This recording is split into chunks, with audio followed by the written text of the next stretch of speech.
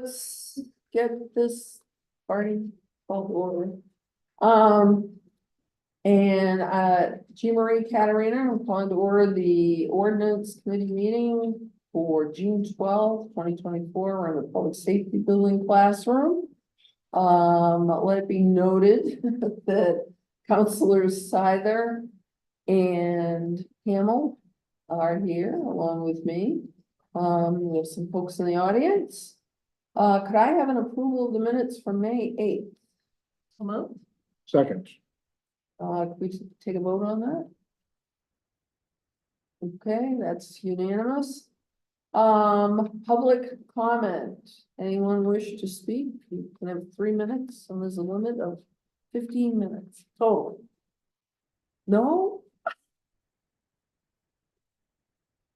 You're all right? No one online. Okay, thank you. What I would like to do, I'm gonna divert just a bit as a courtesy to a fellow counselor. Counselor Anderson had sent me, all of us actually, I believe, along, memo, so to speak, with some of his thoughts, and I'm gonna let you take the floor here, if that's okay. Thank you. So yeah, I just wanted to, because I was one of the counselors that really pushed to,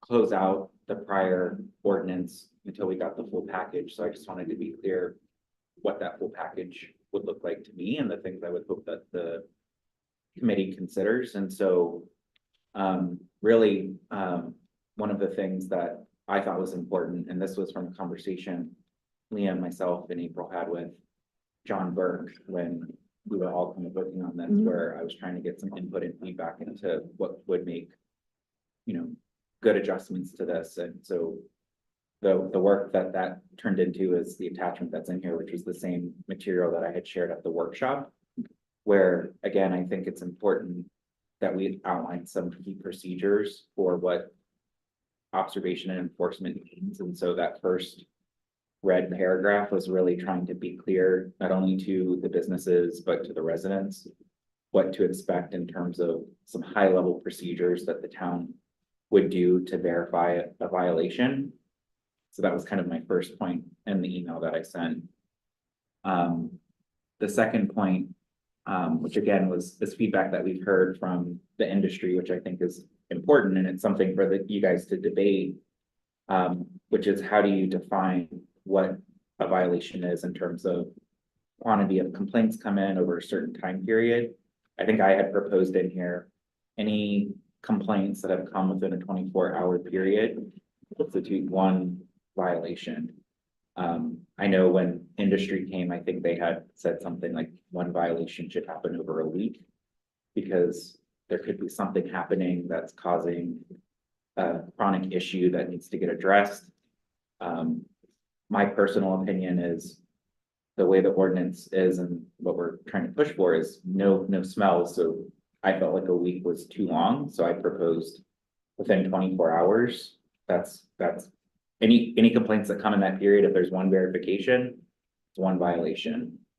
The other point of consideration for you guys to debate is the quantity of violations that happen before it comes to council.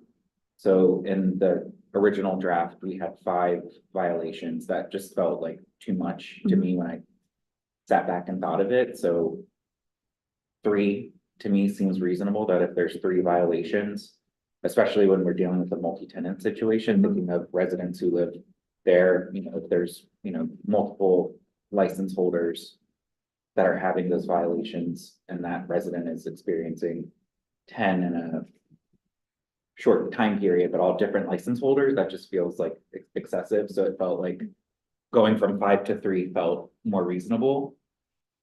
I read what's in the packet in terms of the registration approach, and I think I had no issues with the language that was in there. Again, what it goes back to is my question of and what I would like to see, which is some ownership to the property owner if we do go this registration path, that if there are violations on their property, what is their obligation to be potentially held accountable or fined for that? And so is there a threshold where it could be something similar where if there's 3 violations in that property, could be different license holders. Then all of a sudden, there is a fine imposed to the property owner as well.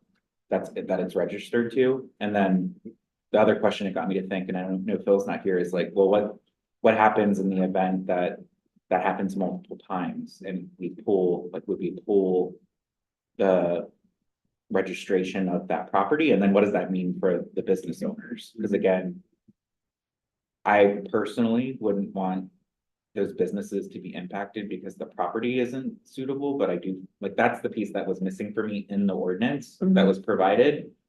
And so what happens in that instance? And then my only other ask is, and what I would like to see on the 26th, which is not in the packet, and it, it's up here publicly, but Dave had specifically suggested that if we're not gonna go the amortization or land use path, that at a minimum, we consider changing our zoning to prevent cultivation facilities within 1,000 feet of residential neighborhoods. And so I'm very supportive of at least a small land use amendment that would essentially say no new or expansion of existing cultivation facilities within 1,000 feet of residential neighborhoods. So I would hope that when the enforcement ordinance comes forward, there's another action to potentially make land use adjustments as well. So those are my suggestions for you guys to consider and deliberate. Whatever you guys decide, I will trust and support, because we've talked about this enough, but that's where, if I were mayor of Scarborough and could do what I wanted to do, that's what I would do. King of Scarborough. Yeah. Yes, thanks, John. Any comments from? Yeah, I'd like to say, I think there's good additions. I mean, I think we've been struggling the whole time with this issue of accountability and responsibility. How do you assign them and see who's going to be, accountable for carrying them out. So I think that the changes we've been making have been well considered and discussed. And I think that what Councilor Anderson is proposing makes sense. And I know we're well along the way, particularly as it relates to enforcement. I think those changes have been very solid and good foundation. And I think these other 2 areas are good. I'd like for us to work through all the ones that are being considered, even if we don't adopt them all. Right. So that we know where we're going to go next, regardless of how, how this changes. Oh, absolutely. Responsibility. So we know there's a path on it.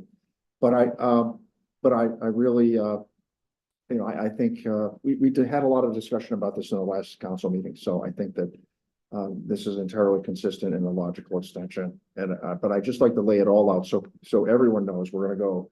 Maybe 2 or 3 steps. We're going to go here for enforcement. We're going to go here in terms of assigning responsibility and accountability. If that doesn't work, then we have land use and other options, including amortization, so that people would know what's next. That wouldn't be a big surprise. We don't have to start at the beginning.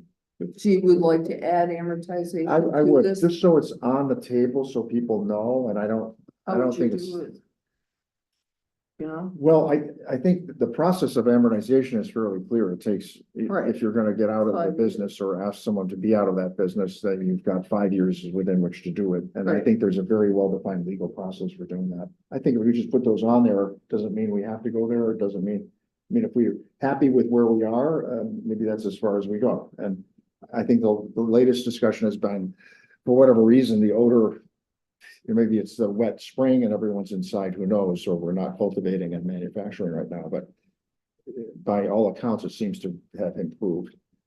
So I think we just go as far as we can without trying to, solve for everything, at once. So I think this makes complete sense, and it gives everybody a roadmap. I think there's value in being transparent about having amortization or land use be part of the conversation.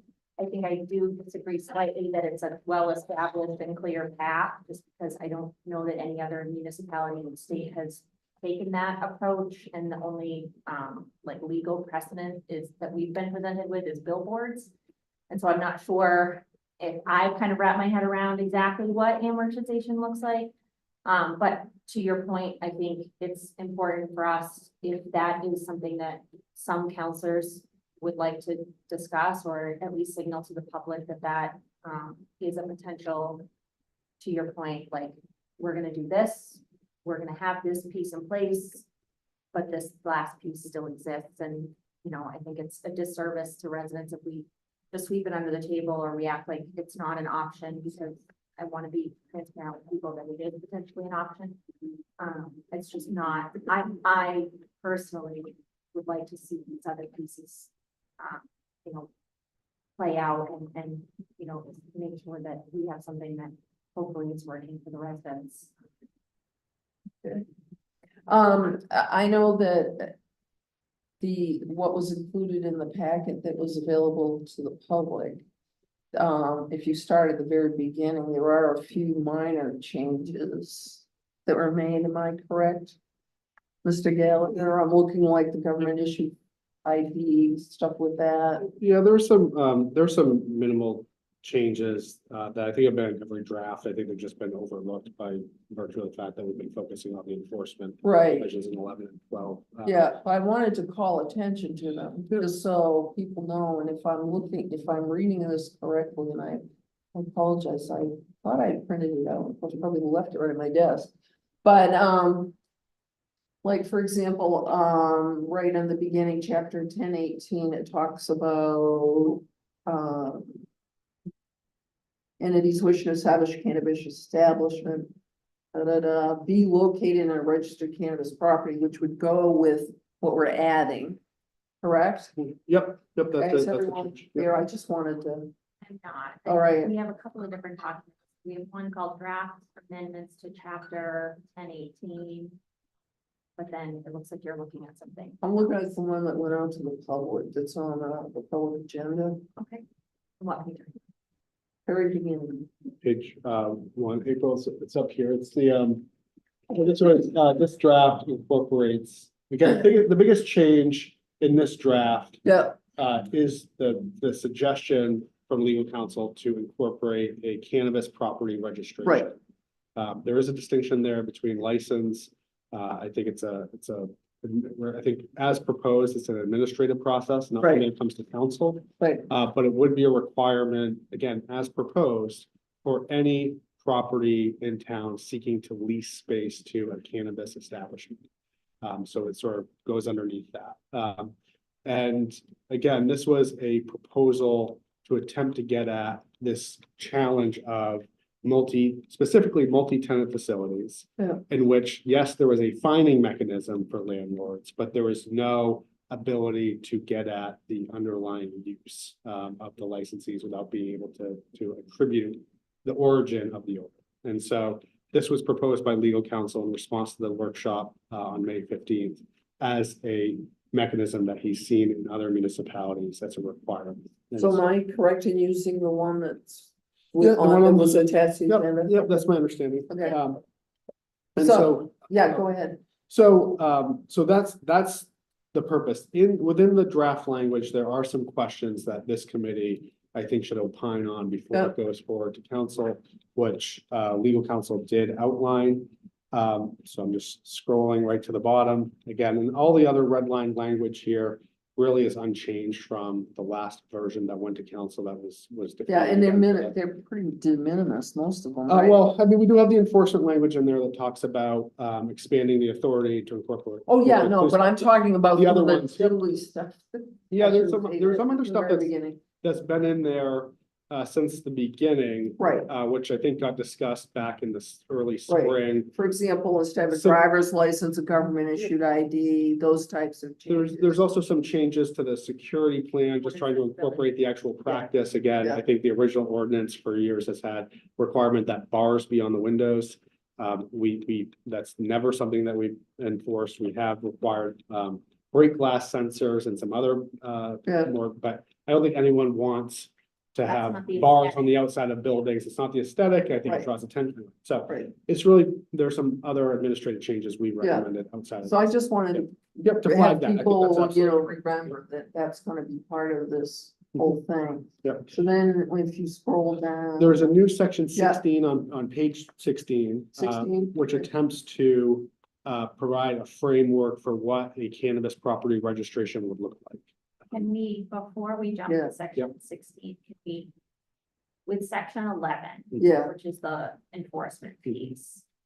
One of the things that I heard at the council meeting was we had given Phil some feedback during our workshop. And we had had conversations as counselors, but that feedback was not represented in this section yet. And so one of the things that I think the council is expecting to come out of ordinance is that for this red line version, to incorporate some of that feedback. And so I don't know whether we right now want to go through and suggest those changes, or whether that's just in general terms, if I can set that expectation, and then whatever comes in the packet will reflect that. I would just assume do it in order, to be Sure. honest with you. Sure. So we'd be on section 11, Dawn, which is page 13. Got it. And that's the odor observation and enforcement. And that's where like A is the section of the ordinance may be enforced by any code enforcement or law enforcement officer. Are people okay with that? I didn't hear any pushback on. I think the only suggestion was or Or code enforcement or designee. Oh, okay, that's right. That's correct. Thank you. So, and what would that mean? So it would be the code enforcement or law enforcement or whomever they designate. Or their designate. And who could that be, for example? I think the suggestion was that I have. Yeah, a person- you're the lucky guy. Okay, great. So, okay. Counselor Hamel, just throwing that out. Thank you. Are you able to annotate online? I can't in this version, but I'm a great note taker, so I will make sure that. Yeah, let's not do it. Section I'm used to A, having some- 11A. Sometimes you Designated, say got it. as you go on. Right. So, yeah, so under that A, do we want to put or their designates? Add that as language? Sure. I will. Is that okay? Yes. So who's the designate? It's whoever the code enforcement or law enforcement designates, could be you. Okay, I think the suggestion is that I know. maybe another town official. is willing Well, to that's a sign good off. question. Do we, because I know we use that in real estate all the time, or designates. Mhm. People know what it means, So you but have a do we design- want to have it, nor designee, it's designated, it's Is it? a legal term. is it? Yeah. So the person designated to is the Designate, designee. yes. Thank you. Yeah, I was getting. The or does the action, the E is the one who receives the whatever. Right. I'm not giving a real estate class, thanks. But, do we want to make it a town designee, town official designee, or just leave it? We could discuss it at the meeting and have Phil weigh in more on that I word. can bring this back to Phil and make sure. that Yeah, there's a why don't we change do that that? suggests those, that- okay. The language should, I think, again. My objective, I'm not a lawyer and I'm not a policy writer. I think I have full faith that through discussion, the spirit of what we're going for will be translated to Phil, and he can confirm, he can make a suggestion, doesn't mean it's too broad, or, no, that's appropriate. You could do something as simple as any code enforcement or law enforcement officer or their designee. Right, and that's what I'm Yeah, that was something like suggesting. that. That's I mean, what I'm not suggesting. wordsmith, but keep it simple. So you know who's. Yeah, I'm who's just looking at designated. my notes from the meeting that I can't read my own writing. I think that's okay. So then we have B is pretty, no Yeah. person shall interfere with, oppose, or resist, which Right. is, I think that's pretty standard. And then violations of this ordinance shall be, and it's changed from prosecuted to enforced under provisions of section 12, which you're gonna talk about. And these two yellow highlighted versions Yeah. were the recommendations that came before council last meeting, recommended by Phil. council. So Yeah. that was the change from first reading to second reading. Yeah. Now that's been wiped away. This can just be looked at as a substantive Yep. change. Yep. So I do think that, to commandeer it, but I think that the suggestion or the question that John has raised around, or Councilor Anderson has raised around, is there some sort of, outside of a one-to-one violation, is there a period of time that should capture those violations? Again, the suggestion being, we had a suggestion for any violations in 1 week counts as one violation, or all violations within a 24-hour period counts as one violation. So I think that is an important distinction. Is that under section 12 where they get into that more? Or? It's language that's absent currently. Okay, That we all right, looked that's incorporated, and fine. John proposed some language in that regard.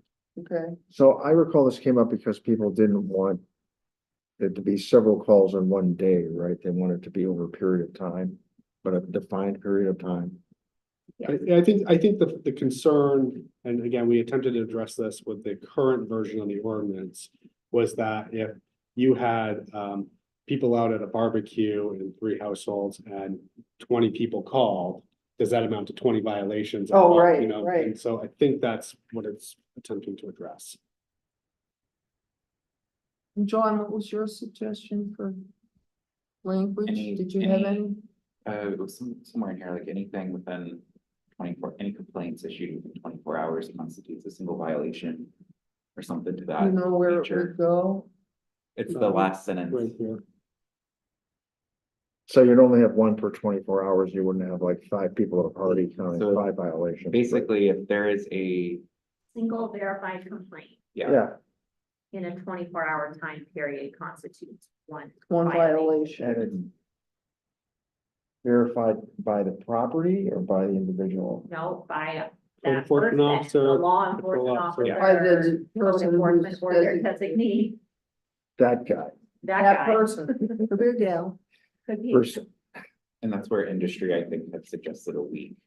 Like any complaints within a week, that was the perspective that they had shared. Those are the two opposites of the spectrum. Could be 24 hours, could be a week. I think anecdotally, based on what we've heard, 24 hours seems reasonable to me. That if Not they haven't unreasonable. if they haven't remedied the situation in 24 hours and now it's the following day, Yeah, I think the clock's. Yeah, I would agree with that. It does not seem unreasonable. 24 hours. Yeah. Because a lot of what we've heard anecdotally from the industry is a complaint comes in, the source is identified, the problem is rectified, there's no reason to believe that there's gonna be another call within a 24-hour time period. So I think based on what we've heard through lots of conversations, I'm comfortable with 24 hours. I'm fine with that. Me too. We'll incorporate into the draft with Yeah. council that. Okay. And then the other yellow there is alleged violating licensee at his or her last name and That's just address. clean up. just That's just to administrative. clean up. Yeah. Okay. And then here, after the 5th violation, is that what you're talking about? You wanted 3 violations? That's that paragraph, that last paragraph there. So this is where it gets tangled for me, and my already headache head starts to spiral a little bit, so that's why it's good that I'm really glad this came back to ordinance. So, and I know that drags out the process, but it's just, sometimes we really need to workshop these things like this. So one of the reasons I get tangled with this is after the 5th violation, whether we do 3 or 5, this now with this new landlord language, we're holding the building, essentially, the landlord accountable. But what happens to those businesses that are operating after those 3 violations? And so, to me, I don't want to put something in that's so strict that maybe they arrive at that 3 threshold and now we've thrown everyone into a tailspin about what is allowed to happen in the meantime. But I also, I'm in favor of whatever everyone thinks is a reasonable number of violations. I'm unclear on what happens once that threshold is met. And if that's a conversation for later, that's fine. We can set the threshold first and then talk about what happens next. But that is immediately where my brain goes to next when I see this That's a good question, actually. That's a good, because now that I'm looking at it again for the however many times. It's like we do have the wording says after the X violation within a license period, the licensee shall have license referred. But then we go down and then we've got this new landlord language. So it's like, how do you connect the two? Or, because right now they seem like they're okay. So the general premise behind the registration is that a building owner would need to have a registration in order to lease space to a cannabis Right. establishment. And so I think the pieces that is missing is that in the event that a facility, and that's what we're talking about now, and a facility is non-compliant with the odor stipulations, what is the course of action? So again, for a licensee, it's this 3 strikes, 5 strikes, comes back to council, we determine whether we're going to continue to allow you to do business. Gotcha. Right, which is very clear. So I think that is a question for the council Okay. as to what that stipulation or what that threshold should be for a business owner. Or a property owner. And we're kind of back to the question. So do we have? Do we need to make a distinction between violations that are charged against the landlord versus violations that are identified as a single business? A licensee. And the reason that I ask that is because 3 violations that are verified to a specific business owner seems to me like that would be grounds to have that come before the council. And there's not really a question there of what is going to happen. I think that process is more clearly defined. So I guess what I'm asking is, are there 2 different thresholds that we're talking about here? Is there a property, is there a facility threshold versus a single operator threshold? I think the vision, I think part of the motivation behind this was, again, the concern that if you have a 5 kind of strikes and you're potentially out policy and you can't source the odor, looking at a situation where you may have 10 licenses in one facility, the simple math there is that if you have 5 verified violations, it means that the worst case scenario, the most expansive issue is that 5 businesses have 1 strike and 5 businesses have no strikes and they're all losing it. And so I guess, and in the conversation at leadership, during one of many conversations, we sort of had this question of, is there some scaling of the violation that makes sense in the event of multi-tenant facilities? And so I think that would be a question I'd pose to the council to consider. If you have, maybe it's not 1 for 1, but if you have, simple term, a facility with 2 licensees, do they get 10 strikes or 6 strikes? Do they get some pro rata variation of that? And at what point do you connect that to say, well, you know what, it's we can't source it as saying it's suite A or suite B. What we can say is that we've had 6 verified complaints against the facility. Therefore, we're taking enforcement action to pull the registration of the landlord, which would effectively make the businesses not able to operate because they would need to be in a building that has a registration. And so I think in sort of a fairness approach, I think there should be some consideration when you're pursuing enforcement action against a cannabis property registration or landlord, that there's some relationship to the number of licenses in the facility. I guess it would be my commentary. What that number is, what that ratio is, I don't know. I don't think 1 for 1, again, because I think, even once you have 3, 15 violations seems like a lot. That suggests to me there's a problem at the facility. Again, we can't say it's A, B, or C. We can say there's a problem, and that's the enforcement action the town could take with this. I think that's This may be not as, what I would prefer to see is less about the outcome being, we get to a threshold and now we have to remove that license from that property or from the property owner, I just want to fine them.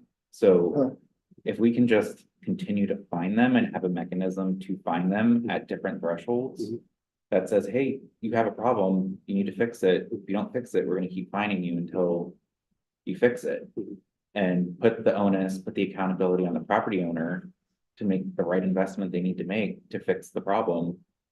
Those license holders can still operate there. That to me is like the least intrusive of like having to, again, punish, because I think what I would like to avoid is punishing the businesses that are doing all the right things.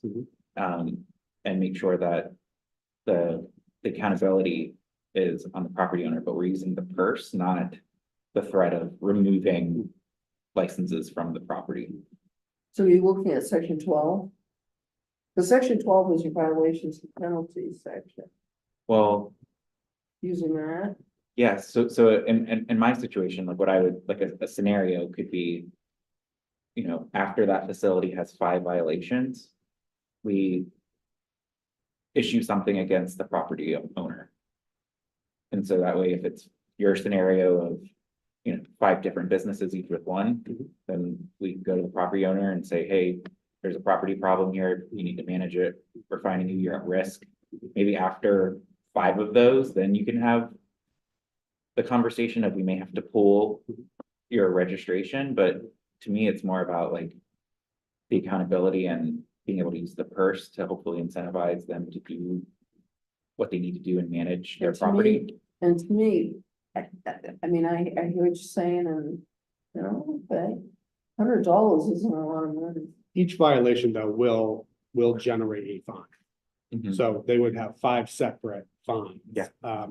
Just to address it and just so it's clear, I know that there was a suggestion to have each penalty be the maximum and legal's advised us that we can't actually do that. Right. So there is some, but so that would effectively happen now is that if there were 5 violations, there'd be 5 fines to the property owner. It's just a question of your suggestion of, do we just continue down that road where there is no revocation of a registration?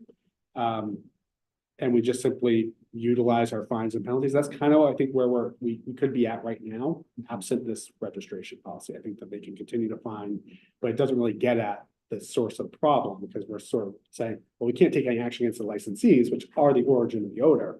We're just gonna keep on fining the property owner. And will that generate compliance?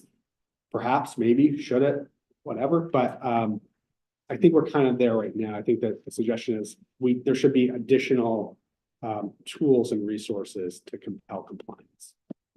Liam, what was legal's advice on the fee? They really didn't have one. I mean, I think our feeling is that this isn't intended to be a revenue generator. So I think a de minimis fee. No, I guess more, they told us we can't charge the maximum. Oh, for fines and For penalties. fine, Sorry, Oh, not fee, okay. fine. Yeah, I used the wrong word. They didn't have a suggestion. I mean, that's at the will of the code enforcement officer. I mean, it's up to. but they say that it should be, They said you shouldn't An prescribe Thank you, a that's maximum what- fee. I'm sorry, what was it? That's like an escalating escalator. fine. I generally believe that that's the Okay. approach, yeah. I would defer to Brian Longstaff to provide some commentary on land use violations. Would that be assigned by him? Fine, yes. Fine, Yes. shoot, sorry. Yeah. Like, at his discretion. I And that's how believe the it's ordinance largely, unless it's specifically prescribed, like we have some ordinances where it says, $300. I think, I'm not familiar enough with fine schedules, but my Right. understanding is that it's up to the code enforcement. Yeah, officer I hadn't discretion even thought whether about it's that. I fine. didn't realize that he had that, yielded that level of. I'm perhaps not doing it justice. I'm gonna defer to him, but yes, there is. Sure. Yeah. Sure. Yeah, and that's where I'm looking at that section 12A. Where it talks about violations, ordinance, blah, blah, blah. Failure to comply shall be enforced under MRSA and subject to civil penalties, minimum amount 100, maximum amount 2,500. So and maybe I'm assuming incorrectly that that's the boundaries for the code enforcement officer. Okay. I think that question though, again, around if the council wishes to move forward with a property registration. To try to be able to take some additional action beyond fines against a problem property. I think, that should be something that's defensible. And Yeah. that's where I do look at, again, going back to what should the relationship be between number of licensees and the number of complaints permitted. And again, I think what we all felt like, again, going back, five violations for a property with 10 licenses just I don't think felt fair to anyone. And so what is that? What should that relationship be? Because you're essentially saying, again, we can't source the order. We don't know which licensee is not being compliant. What we do know is that there's a problem here and there is some relationship. So the flip side of that for me is if you are operating a facility that has 10 licensees in it, because you have that square footage that supports that. If we're putting that responsibility on the landlord, then there's nothing that says the landlord had to ever take on that number of licenses. And so while we can't source the odor, it's still, to me, is the landlord's responsibility to not put more facilities into their building than they can responsibly maintain. And 5 feels like too many for the neighbors. And so I go back the other way on that. But to that point, I mean, Liam, I absolutely, if we don't have an ordinance that targets the landlord, I was completely opposed to, a blanket punishment of revocations or anything like that of licensees that maybe haven't done anything wrong, so. Dawn, go ahead. We're getting really specific here, and I think part of this is we really haven't tried to implement it yet. We'll know more once we start doing that, but to try to work through all these at this point, I think is, on the one hand, trying to be responsible. On the other hand, it's like we can't, until we get going with this, we're gonna have to find out if it's got the wheels or not, So I think there's enough here that people know what we're talking about. We're assigning responsibility for enforcement. We're gonna have to go through that, and then I don't think any of this is gonna be airtight or foolproof, and we know it's not airtight, for example. We do know that, so. I say we try to get to a point where we think it's, good enough for now, and we move forward. And if the parties agree this is fair, and then we'll, it's got the right enforcement, let's go, and then, we escalate if it, or we find the areas that are weak and we try to fill it in. Now, try to do it now, the three of us. I've definitely fallen victim to being too prescriptive. I mean, I think I that's own easy. that. It's an easy.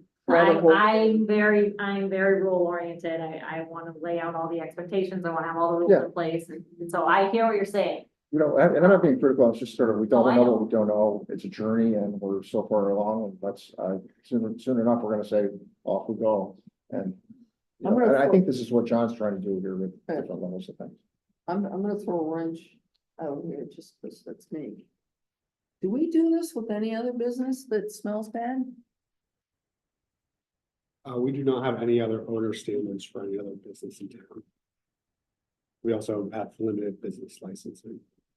Right, and I'm just throwing that out there, thinking from a legal point of view, and I'm not a lawyer, God forbid. But it's like, But I because did ask Bill specifically you did, if we could institute essentially this landlord right, registration. And he said yes. and where I'm going with this is I'm just thinking of in Portland. In the past, I'll use Barber Foods as an example. They had issues with odor that the neighbors thought was really gross and Yeah, disgusting, when they were whatever, Chicken cordon bleu, you could smell it. whatever. But I'm, where I'm going with this is, and I'm not exactly sure how Portland addressed it per se. But, do you go after the landlord or do you go after the business that's in the building? I actually You was know? there when they went through this at one point, and they put scrubbers or whatever it was Oh, into yeah. their exhaust. They do that with the systems, paper and- mills, yeah. And it improved, and then people, forgot about it for a while, so. But I don't know, and maybe I'm making more out of this than I need, but I'm also trying to play chess with it, so to speak. Down the line. So Portland does have an odor ordinance for that very reason. Right, I think we that's did what I review at one thought, right. Again, to the going after the building owner licensee, that is the problem we have here. Right. Is that if- Right. Again, if it's a Right. single licensee facility, we will go directly to the licensee and interact with them. In the event of a multi-tenant, what do we do? And again, this is your document, this is your ordinance. I will continue to strongly advocate and suggest that having some conversation about at what point do we say we are unable to Right, address it with the licensee. We right, need to address it with the landlord. Yes, fines and penalties are a tool to do right, that, but keep in mind that this concept of a suspension or revocation hearing doesn't have to end in a suspension and revocation. It can simply say, we're bringing this conversation back to this body because we continue to have issues. And we want to address and hear what the record is. Is this, we've had it for 2 months and you've had 10 verified complaints in that time, because in the 30 days it took from when you reach that 5 complaint threshold to now you've had another 5, and we're going to take that into consideration. It's the opportunity for the landlord or business owner to say, look, yeah, we had some issues. We're really trying. This is what we've done in the 30 days from when we reached that threshold of hearing. Will you consider that? And you can say, great, we'll consider that. We're going to allow you to keep your license. And if you reach that threshold again, we're going to have a different conversation. Yeah. And right now we have no ability to, because it feels patently unfair. I think I've heard from the council, it feels patently unfair to say we're holding all 10 businesses accountable Right. for what may be the problem of one. Yeah. And right now we have no ability to have that conversation before the body without changing this language. That's a good reminder, thank you. And I was thinking that as you were saying that, but like this is what I would suggest. So in the event a property has 50% license holders with a single verified violation. So basically, if it's 10 licenses, five of their license holders have had a verified violation, then the registered license would come before the council for revocation hearing. And in the event we ever do a revocation because of this, I would suggest it's requires a supermajority vote. If we were gonna do a revocation of the actual registered license. So that just means it would require what, 5 out of 7, which makes me feel better, because if I'm at the table, I'm gonna have a hard time voting yes to do a.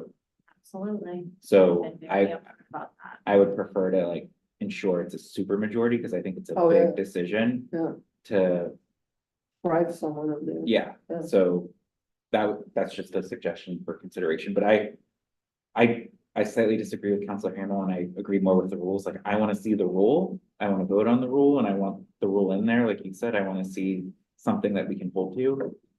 But I also agree, like, let's see it work, and 50% is too high, then we lower it to 25%. If it's too low, then we up it to 75, but like, we have to have something to start the process.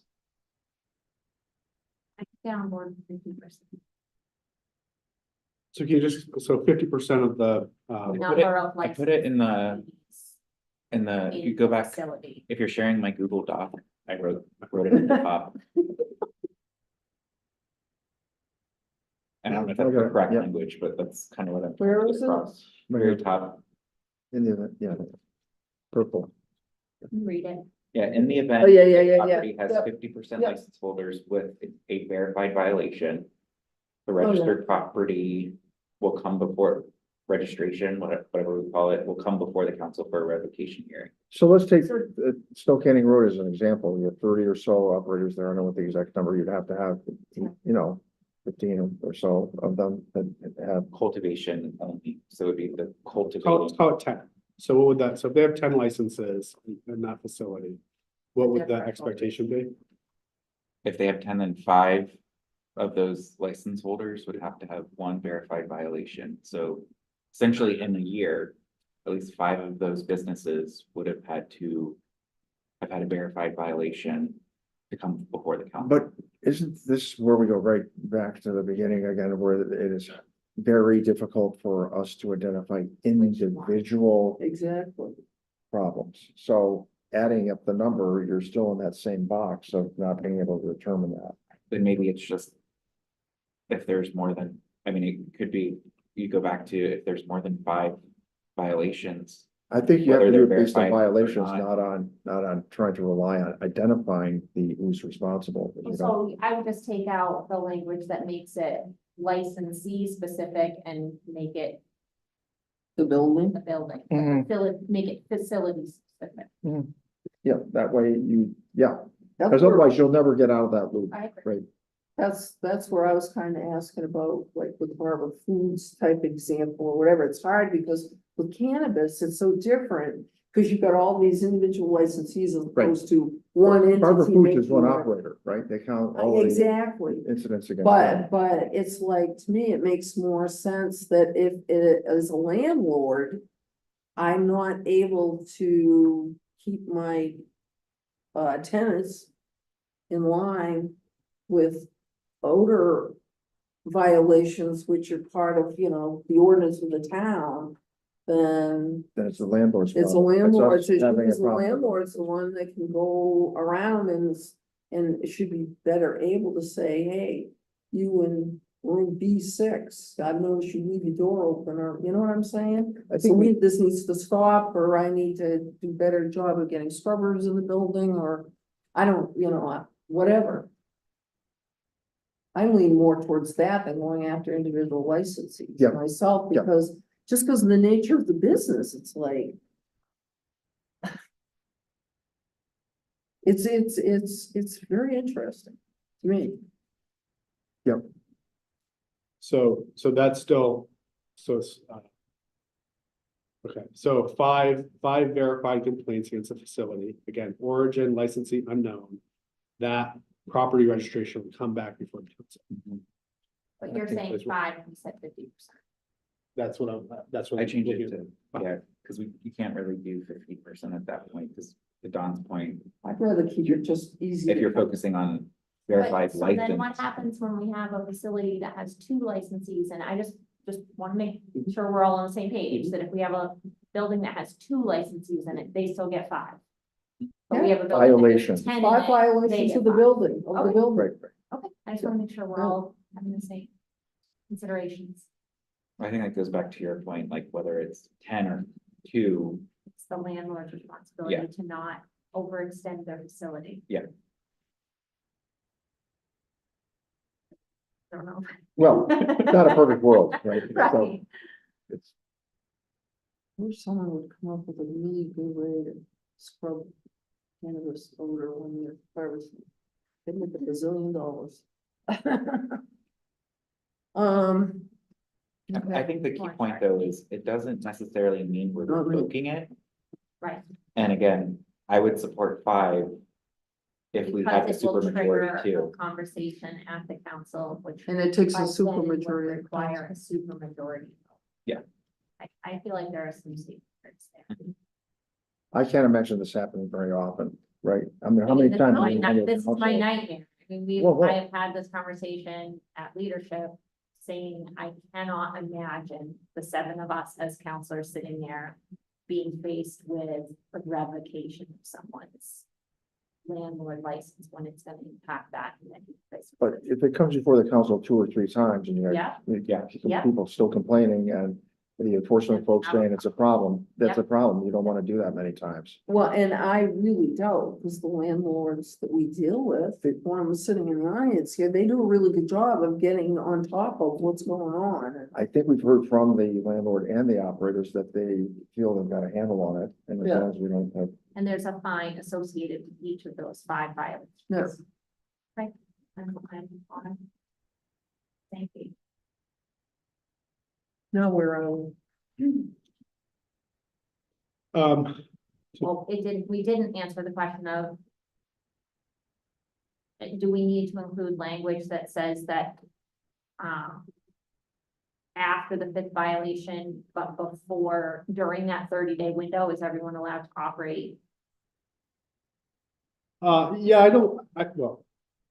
I mean, I guess my happens, so- answer, I think, would be particularly taking into consideration what the industry is. Yeah. You know, this isn't, you're not Right. selling ice cream sandwiches and you can just put a lock on the freezer. I think Sure. there's, so I think also before you actually impact the business, they have to have their due process. I- Oh, absolutely. Oh, Everything's I- alleged. Yeah, and I just So I wanna think make they would sure continue- that that's They not. continue to operate, I think they'd be continue to be subject to fines and To penalties for other fines, okay. violations and be part of the record. Okay. But no, I don't think that any interim action would be appropriate. Good. Okay. And this and I guess more my point is this language allows for that, allows them to continue to operate while they wait for their hearing. I think that that's language we need to be more clear about. Okay. I also think that, to pick on Counselor Anderson one more time, another suggestion he had was in the event of a revocation, whether it's a license or registration, there's a phase out period, there's a sort of wind down period, which I think is appropriate to codify as well, and that's another suggestion I think would be good to be rolled into a final version. And I'd want to see a lawyer, right? See a lot of this stuff. Yeah, I'm getting out of the. That's your note taking, boy. It's good, it's good. All right, which then brings us to the section 16, correct? I missed That's what something. we've so been we struck a lot. Indirectly working on. Like which, well. Wait a minute, hold on. Oh, yeah, Candace was stashed for the property. It's just, Data fly, yeah, MRSA, that's pretty much more, but, all right. So section 16 cannabis properties. Now, all licensed establishments must be located in a registered cannabis property, that's pretty clear. Application for cannabis property registration shall contain the following information. I like that it's delineated that it's not just individuals, you've also got partnerships and corporations and LLCs covered by that. Because once people are into LLCs or whatever, it's hard to find out who the owners are sometimes. So, Counselor Catarina, can I Yeah. just make some introductory? This largely is adopted from up above in Yep. an earlier Okay. section, really mirrors what the license component is. Yep. I also think that in terms of streamlining the license process, a lot of the requirements currently requested from a licensee can be replaced by this. So essentially, they're gonna say, I'm in a registered facility. mhm, And so we've already taken care of the tax map, we've already taken care of the zoning, we've already taken care of the address, we've already taken care of the property owner. And so, Right. I think should probably replace a lot of that. So this is all largely modeled on what's already appears above and is, right, perhaps redundant, but. right, In terms of the council, input, again, fee for the registration, mhm, and that was the answer. I think it really, I think a lot of this is it's an administrative process. So I think a very nominal fee is probably appropriate, $50, $100 perhaps even. I know that we're gonna be having some discussions about a short-term rental ordinance where that's another registration. I was gonna say, go So I with think the something that's SDR. analogous to that. Duration of registration, I think my suggestion for consideration would be that this is either sort of permanent, you register once and you're in place, or it's subject to annual re-registration. And that should certainly be mirrored on our other cannabis establishment timeline, so a September through August license period, registration period. And then, again, there's some question here about the, again, I think it doesn't need to come before council. Mhm. Staff can handle this, you comply with the zoning. Mhm. But I think it should come back to council in the event of revocation or non. I have a question. Under, section 4. Mhm. We've got obviously the schools, I assume that's coming out of state license for, My understanding. Yep. is this a place where we could put, residential properties? If we wanted to, 1,000 feet of residential areas, a residential zone. And then, suspect, I don't know. current people currently operating, to me, they're gonna be grandfathered, I mean, but anything moving forward, New ones, yeah. I think that you change that in section 405, that zoning. Which piece. section? Section 405, the zoning ordinance is where you Oh, modify, yep. But why wouldn't you have something, you do it also with this, because you can't be within 1,000 feet of a school. I think That's a the difference statutory, I between think it's a statutory piece that language. takes care of that. I think statutorily, you can't have a cannabis operation within a Right. thousand school, so. Right. I think that the localized zoning for where you allow for cannabis establishments would be 405. So we could still go back into ordinances and say, moving forward, we're only gonna allow cannabis. Which gets to that land. That's Which the goes to land land use, use piece. when we prepare some. Without going through amortization, so to speak, Yeah, potentially, I don't know. no, This would be a precursor to that, right? So we're saying no new or expansion, so we're not removing the ability, we're saying. Correct. so the default approach to changing zone is this legacy right. So you at any time can say, we don't want this type of operation here, Right, but the expectation is that businesses that are there or the actual, the use of zoning has a legacy right. So even if it can change hands, To change you can permitted sell it, uses. as grandfather. long as that use is in continuous operation with some qualifiers, again, the general standard is the use goes away for 12 months or more, then it can revert back to the underlying zoning. Does it prevent expansion of that use? So like if. the- Generally, changing the zoning would impact, because it's gonna, again, effectively, we look at it from a land use perspective. If you expand into the Right. next building or the next room, well, that zoning doesn't Right. allow for that. Okay. Or even That's- changing ownership, So, right? so that's very much within your purview, really without much controversy.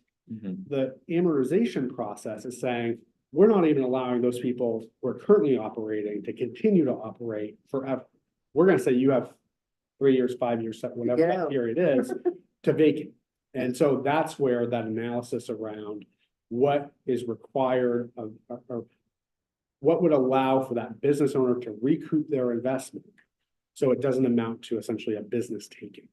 And so that's the Yeah. process, which is really, does need some additional information, but the zoning piece, I don't think is subject to a great deal of challenge. Right, So long as the existing businesses are grandfathered in. As long as they have Yes. legacy. legacy. Okay, so do we need to tackle those questions that you listed? I think that would be helpful to have some discussion to bring forward to council for more discussion on it. Sure. So what are we doing? Or A We fee? need to establish the fee.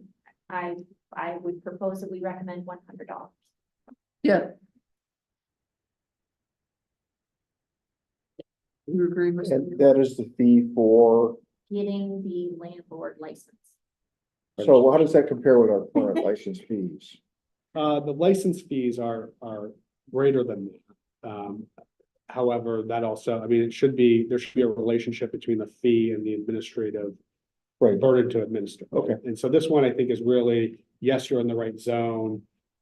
You know, that's, you filled out the appropriate paperwork, you There's meet no those. site it's not inspection. based on trying to pay for the staff time. Right, and I think we'll be.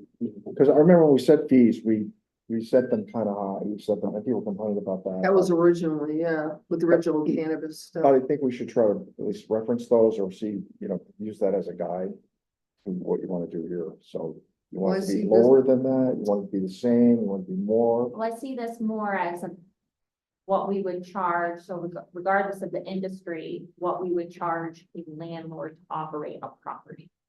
Like we're gonna do with short-term rentals, So Eventually. what would that fee be?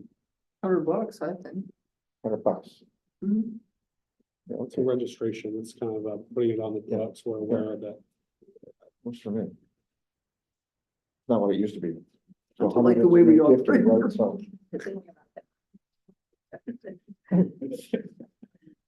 Duration of registration, whether this is an annual registration or a one-time registration. I'm feeling really burned by special amusement permits. Oh, I know, that's Those true, come that's before us true. Annually, but at the same time, I council and public, These are, as proposed, would not come before council at all. okay, That's the I think they need to distinction. be annual fees. I mean, I just, you know, well, I wouldn't. An really- annual- An Two years. annual process to get the license to not license, what is the word? Registration. Registration. I mean, you do it for excise taxes, you do it for Yeah, sure. dog licenses, you do, I mean, come on. Do we want to do it also with change of ownership of the building Yeah, definitely do that. Yeah, as a separate thing, I would think so. separate from the annual? Yeah, Good, I'm thinking, I'm always thinking, good one. It's like you've done. sort of.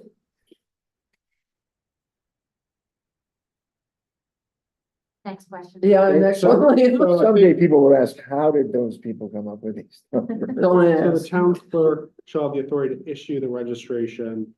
Again, if the clerk finds complaints against an applicant, then they It would goes refer to the the council. application to the town council. I think Yeah, the that's process. fine.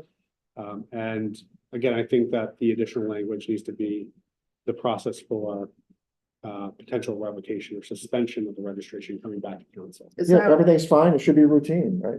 Yeah. Shouldn't be any trigger.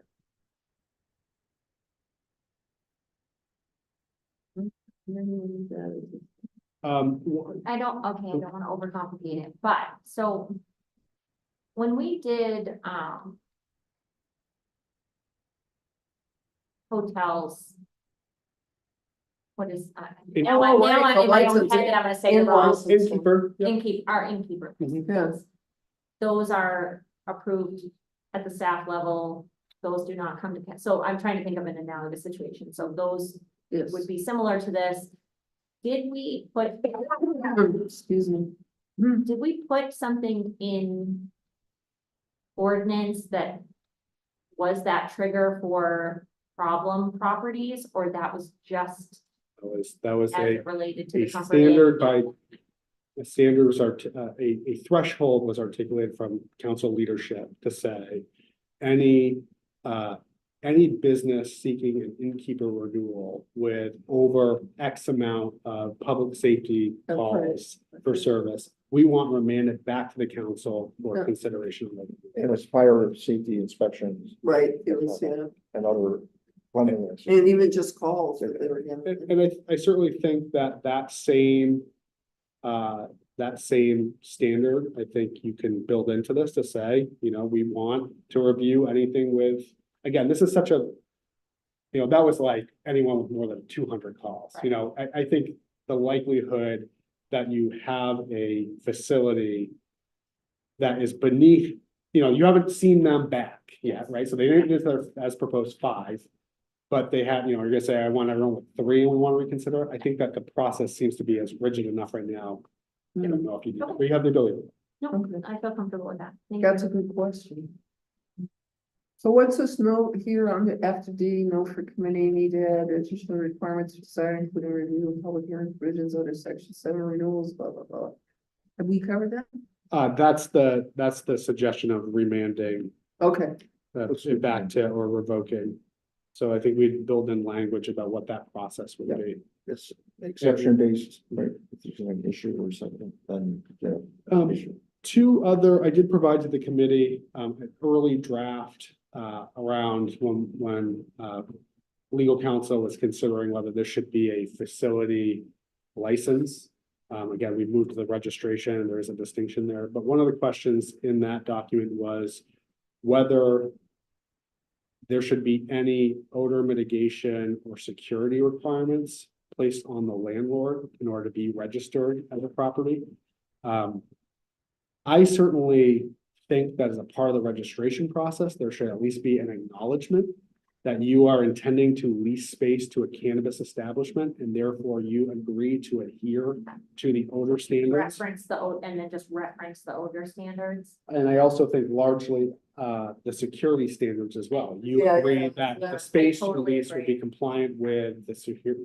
yeah, Now, I don't think that they should be required to submit a plan Sure. because if you just built out a space that you intend to lease to a cultivation operation, you don't know what that space is gonna look like. You're Right. not maybe responsible for the equipment. You don't have a That's- plan. that's- But I think certainly acknowledgement and agreement to adhere to is important. yeah.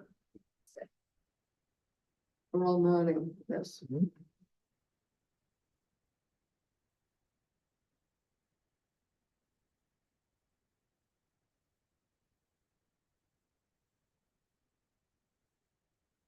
I think that's all I had. That's all? It's plenty. No, I'm sorry, I'm just. So- Running empty here. So the next steps in the process, I'll incorporate these administrative, these changes.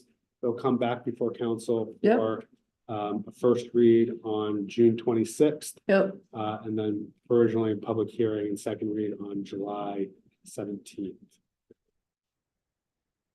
Are we gonna get an amendment to 405 for land use too on the 26th, or is that Let's talk about land use. No, not to change it to say 1,000 feet from? well, that's gonna take some examination of ordinances, and where are you gonna put it in there, Just in right? the zones that it's a qualified use, right? You just add, The buffer, yeah, essentially be adding a buffer to the existing permitted zones, and the additional buffer would be, I'm not sure if you say neighborhood, I'm not sure if that's a definition, but Okay, residential I property. was literally read your mind. I was like, well, let's have this conversation so that I know what to bring to leadership in terms of how to build the agenda, because Yeah, it was challenging to try and bring the stuff forward. Mhm. I would say if And it's, so, if what it's would just, you guys like to see? How about language like this? You do a placeholder, say if these measures are not sufficient, then additional things, the following steps will be considered, and you put them down. They could include, or not, but not limited to bang, bang. Land use and amortization. I would just do the land use, just Yeah, just leave it, you could, because Just I a agree. cannabis be- establishments established after X with a date. Yeah.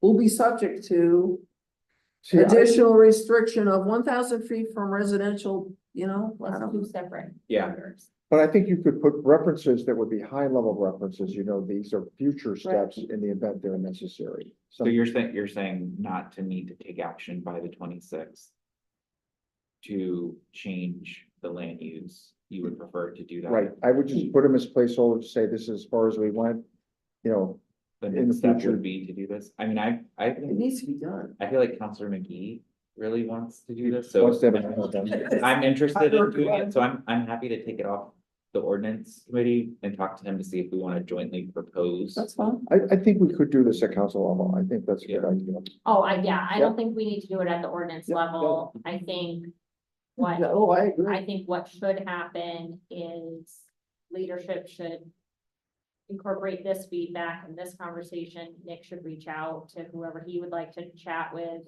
And then we will work with town staff to have this be presented as its own standalone Yeah.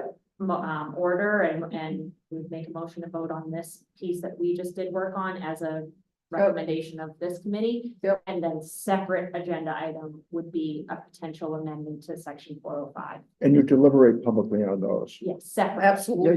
yeah, Yep. yeah, I'm fine with it. Yeah, you can't without, So should Gotta I, be- So it's should I more work with just a, Nick? or yeah, who's I would, the- it's more just a matter of whether or not Nick wants to take up 405 on this agenda, or whether he says, let's hold on, and that's. Yeah, which I'm advocating to try and do it, but if yeah, no, it's that's not the fine. will of the council, then that's fine. No, You know, Chair, that. you know- Long as it's not As far as ordinance. I'm concerned, To it's get it just on the agenda agenda. setting. Yeah. So you as a counselor are more than welcome to discuss agenda setting with the chair. Okay. So, So I'll reach out. just so you know, he is leaving for vacation on Friday afternoon. He will not be back until the weekend after. Okay. In terms of planning, and then I'm gonna be on the following week, so. I'm on vacation next week. Do we have a council date that's not the Juneteenth? Yes, have another- do. was We're it? meeting 26th. tomorrow, Okay. say the Yeah, 26th. because Juneteenth is a holiday. So we're not meeting next week at all? We are not. meeting. Oh, I missed that. It's a holiday, it's Right, Juneteenth. That's right. So Great. our next full council meeting is June 6th. Make sure you have that in your schedule. Mhm. Should we be making a formal vote or are we good? No, I think, I would like to. No, go ahead. No. this- She wasn't we're meeting- informed. I was gonna say, I. would She's like more to- by the rules. I'm I would more like to around. motion to recommend that, we put this forward to the council, As as discussed. I have a second? I see a nod from Counselor Hamel. Any discussion? All in favor? That's unanimous. I think that's it. That's the only thing on the agenda. Thank God. Thank you. For agenda items. I can't think of any off the top of my head. No, No, I can't either. Or very much. There's a short-term rental workshop, so in July. yeah, but there we might gotta be- have the workshop for that.